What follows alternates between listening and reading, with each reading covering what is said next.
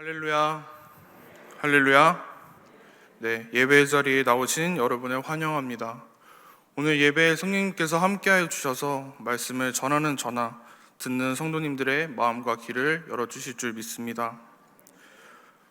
얼마 전까지만 해도 따뜻한 날씨 속에서 예쁜 꽃을 피는 것을 보면서 봄 날씨를 만끽하고 또 꽃놀이를 즐겼습니다. 그런데 이제 날씨가 점점 더워지는 것을 보니 여름이 다가오고 있는 것 같습니다. 여러분들은 혹시 다가오는 여름에 휴가를 계획하고 계십니까? 지난 2년 동안 코로나로 인해서 우리는 휴가를 제대로 즐기지도 못하고 쉬는 것이 쉬는 것 같지 않고 제대로 놀지 못했습니다. 그런데 올해는 국내외 할 것 없이 조금 더 자유로운 휴가를 즐길 수 있을 것 같습니다. 그런데 저는 아직 계획을 세우지 않았습니다. 저는 계획적인 사람이 아니거든요. 저는 즉흥적인 것을 즐기고 또 좋아합니다. 그래서 휴가날 하고 싶은 것이 생기면 하고, 가고 싶은 곳이 생기면 가고, 이런 저의 계획적이지 못한 성격과 삶을 불편해하는 사람들이 있습니다. 그럴 때마다 제가 하는 핑계가 한 가지 있습니다.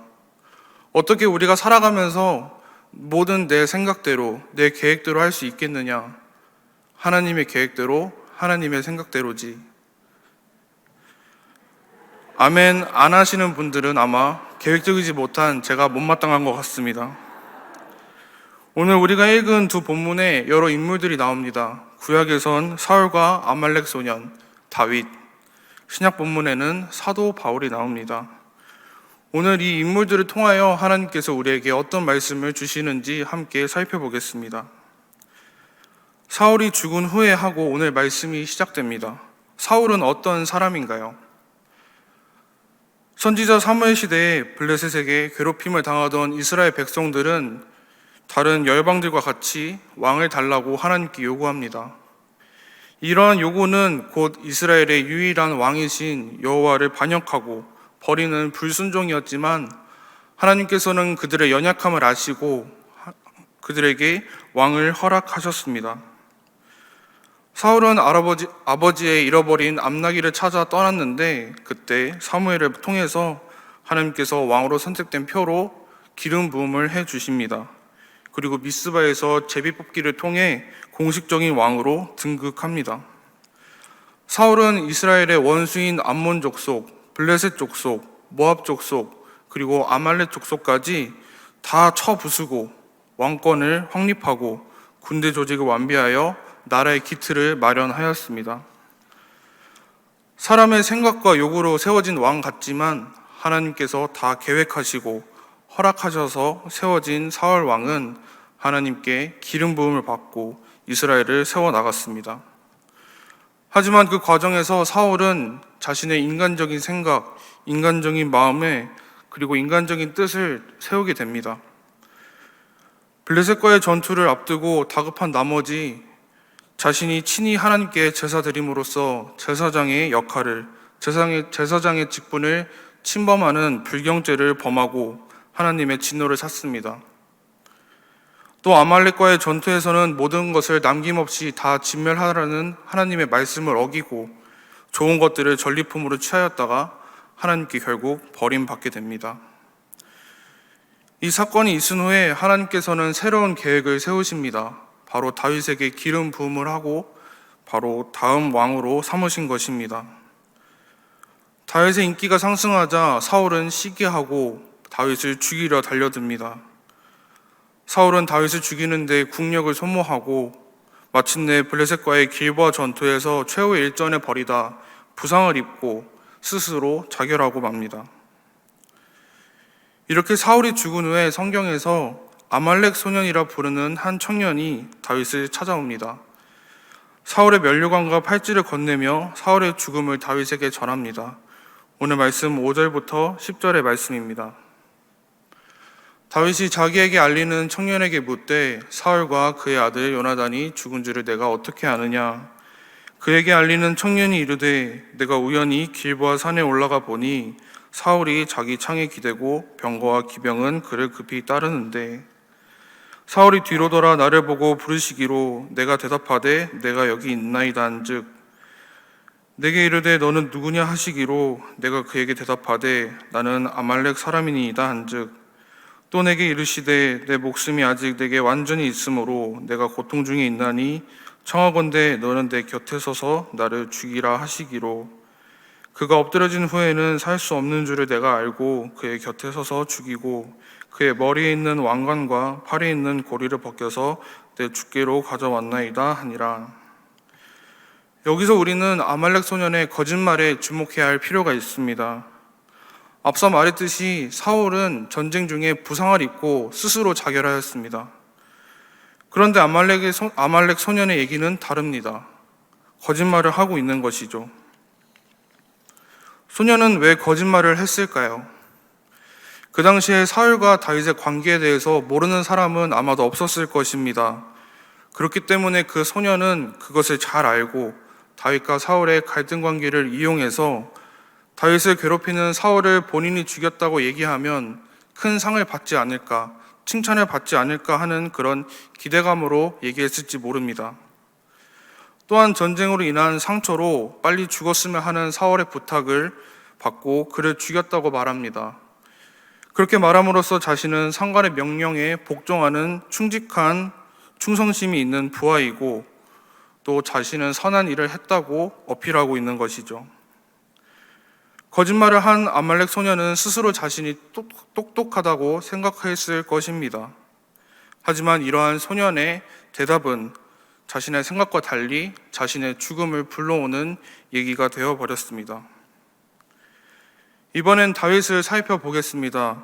다윗은 아말렉 소년을 통해서 사울의 죽음 소식을 듣고선 자신의 옷을 찢고 통곡합니다. 해 저물 때까지 통곡하며 금식합니다.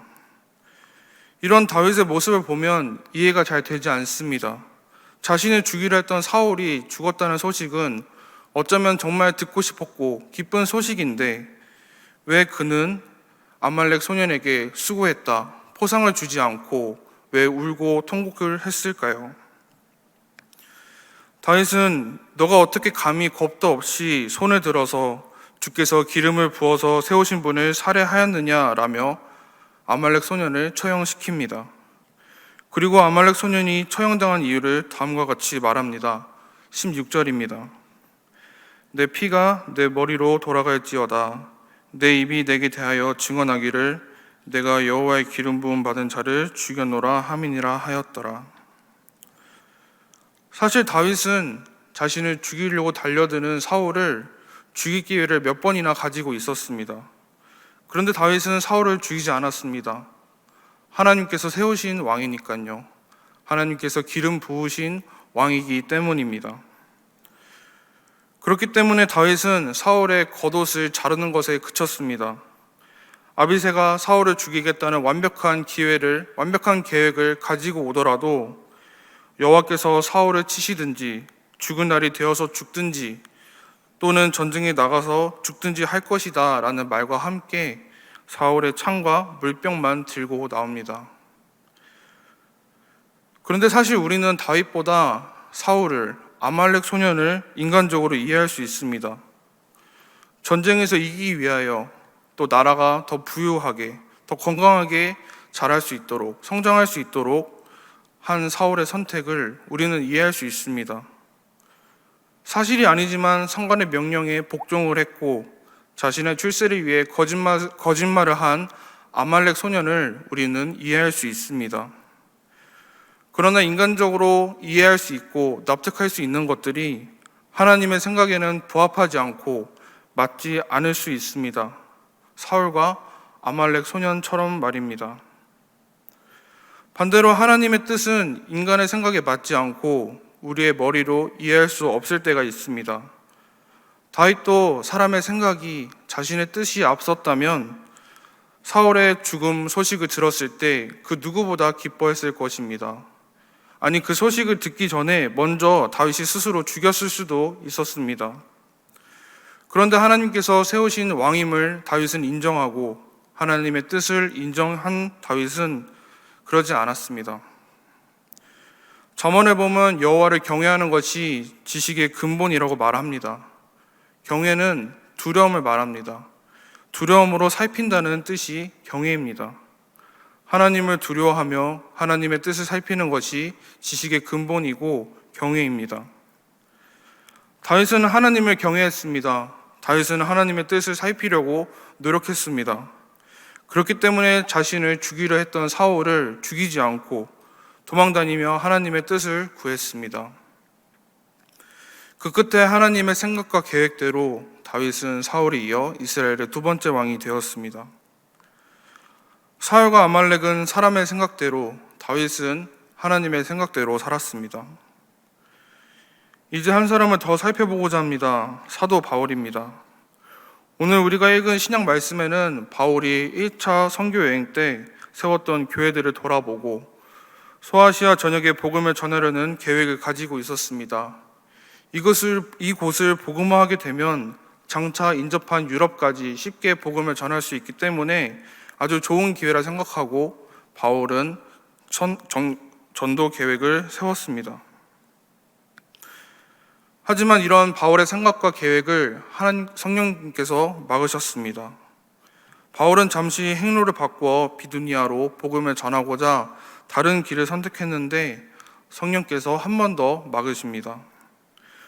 두 번이나 성령에게 막힌 바울은 그의 일행들과 함께 드로아에서 하룻밤을 보내게 됩니다. 그날 밤 바울은 한 환상을 보게 되는데 오늘 말씀 9절과 10절의 말씀입니다. 밤에 환상이 바울에게 보이니 마게도냐 사람 하나가 서서 그에게 청하여 이르되 마게도냐로 건너와서 우리를 도우라 하거늘. 바울이 그 환상을 보았을 때 우리가 곧 마게도냐로 떠나기를 힘쓰니 이는 하나님이 저 사람들에게 복음을 전하라고 우리를 부르신 줄로 인정함이로라. 아멘. 오늘 말씀에서 성령님께서 왜 소아시아로 가지 못하게 막았는지 그 이유를 우리는 알 수 없습니다. 아마 바울도 그 이유를 알지 못했을 것입니다. 그럼에도 환상을 본 바울은 소아시아로 가려는 자신의 생각, 자신의 계획을 접고 하나님의 생각대로 마게도냐로 떠납니다. 이 장면을 통해서 우리는 바울도 하나님을 경외하는 사람임을 알 수 있습니다. 소아시아로 가지 못한 것을 아쉬워하지 않고 낙심하지 않고 오히려 하나님께서 보여주신 환상을 통해 그 환상에 순종하고 더 힘써 떠난 것이 바울의 순종이고 경외였습니다. 사실 우리는 우리의 계획과 생각이 틀어질 때, 우리의 생각과 계획대로 되지 않을 때 낙심하고 힘들어합니다.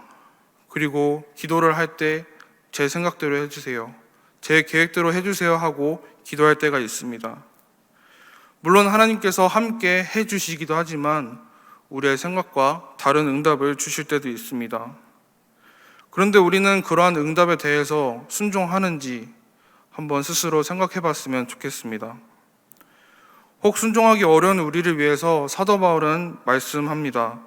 고린도전서 1장 25절입니다. 하나님의 어리석음이 사람보다 지혜롭고 하나님의 약하심이 사람보다 강하니라. 우리의 생각과 다른 하나님의 생각, 우리의 생각과 다른 하나님의 응답 앞에서 혹 순종하기 어려울 때 바울의 생각처럼 저희들이 생각하고 하나님 말씀에 순종하는 저희 모두가 되었으면 좋겠습니다. 그러면 우리는 바울처럼, 다윗처럼 하나님을 경외하기 위해서는 무엇을 해야 할까요? 어떻게 하면 하나님의 생각을, 하나님의 뜻을 알 수 있을까요? 두 인물을 파헤쳐 보면 많은 방법들이 있겠지만 이들에게 찾은 한 가지 공통점이 있습니다. 오늘 말씀 사도행전 13절의 말씀입니다. 안식일에 우리가 기도할 곳이 있을까 하여 문 밖 강가에 나가. 바울이 도착한 빌립보 마게도냐는 반신국적 성향을 가진, 사실상 전도를 하기 매우 어려운 상황이고 매우 어려운 나라였습니다. 그곳에는 유대인들도 많지 않아서 기도할 수 있는 회관이 없었습니다. 그럼에도 바울은 안식일에 기도할 장소를 찾아 떠납니다. 다윗은 어땠을까요? 사무엘상 21장의 말씀을 보면 다윗이 노베 가서 제사장 아히멜렉에게 이르니, 도망자 신세였던 다윗도 가장 먼저 한 것은 성소를 찾아 나선 것입니다. 바울과 다윗은 각각 가지고 있는 어려움 속에서 하나님을 가장 먼저 만나러, 가장 먼저 찾으러 기도처와 성소로 나아갑니다. 그들은 충분히 하나님을 찾지 않고 자신의 생각대로, 자신의 계획대로 선택할 수 있었습니다. 그러나 그들은 하나님을 경외했기 때문에 하나님을 먼저 찾고 또 기도로 하나님의 뜻을 구했습니다.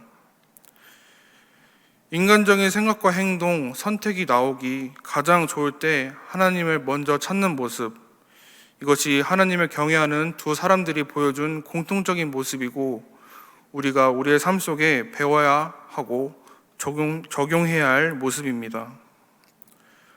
저는 주일마다 주머니에 초콜릿과 사탕을 들고 다닙니다. 제가 먹으려고 하는 것이 아니라 우리 어린아이들을 만나면 주기 위해서 주머니에 넣고 다닙니다. 이 작은 사탕을 우리 아이들 손에 쥐어주면 이 친구들이 가장 먼저 하는 것이 부모님께 쪼르르 달려가서 나 이거 먹어도 돼? 하고 물어봅니다. 물론 저에게 또 부모님에게 까줘 하고 하는 친구들도 있지만 이 친구들은 사탕이 먹고 싶어도 부모님에게 먼저 찾아가서 부모님의 생각을 먼저 묻고 부모님의 생각대로 행동하는 우리 아이들의 모습, 이 모습이 우리가 배워야 할 모습이 아닌가 생각합니다. 이 아이들이 부모님께 먼저 찾아가서 묻는 모습이 우리가 하나님께 먼저 찾아가서 하나님의 생각을 묻는, 하나님을 경외하는 모습이 아닌가 생각합니다. 어린아이가 부모를 경외하듯 우리도 하나님을 경외할 때 하나님께서 루디아에게 주신 복을 우리에게도 주실 줄 믿습니다. 루디아는 기도처를 찾아 떠난 바울과 만난 여인입니다. 하나님께서 자신을 경외하는 루디아의 마음을 열어 바울의 말을, 하나님의 말씀을 귀담아 듣게 하셨습니다. 우리가 하나님을 경외할 때 우리에게도 마음이 열리는 복을 받을 줄로 믿습니다. 사랑하는 성도 여러분, 우리가 이 세상을 살아가면서 생각하고 계획하고 선택해야 할 일들이 참 많습니다. 세상적인 방식으로 돈을 더 많이 벌지, 양심적으로 일할 것인지, 저 사람을 미워할 것인지, 내 이웃으로 받아들이고 내 몸과 같이 사랑할지, 오늘도 금요예배 나갈지 말지 우리는 고민하고 선택했습니다.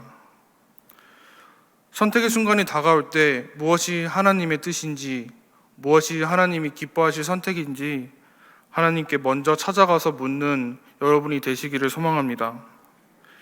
내 생각과 내 뜻이 앞서려고 할 때 하나님을 찾는 여러분이 되기를 소망합니다. 아말렉 소년이 다윗을 찾아가듯 우리의 인간적인 생각, 우리의 인간적인 욕심을 끌어내는 우리의 인간적인 유혹들을 종종 찾아올지도 모릅니다.